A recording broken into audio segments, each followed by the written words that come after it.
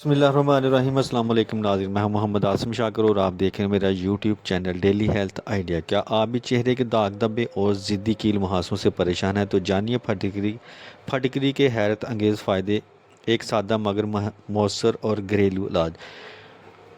आपने फटकरी ले लेनी है, उसको तवे पर रख के उसको भून लेना है। खिल करने के बाद जब वो खुश्क हो जाए तो उसको मिक्सी में डालकर 2 चम्मच चीनी शामिल कर लेनी है। उसके बाद उसको अच्छी तरह ग्राइंड करना है। ग्राइंड करने के बाद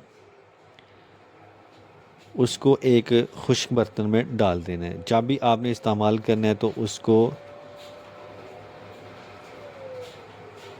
अर्क गुलाब का इस्तेमाल लाजमी करना है।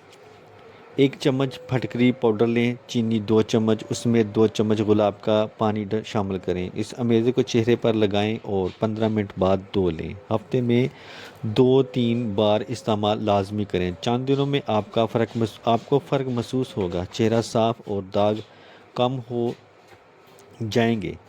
अगर आपको ये नुस्खा पसंद आए तो वीडियो को लाइक करें, शेयर करें और मज़ीद कुदरती नुस्खों के लिए हमारे चैनल को सब्सक्राइब करना ना भूलें। तो इसके साथ ही मैं अब इजाज़त चाहता हूँ। दुआ में याद रखना और अपना ख़ास ख्याल रखना। अस्सलाम वालेकुम।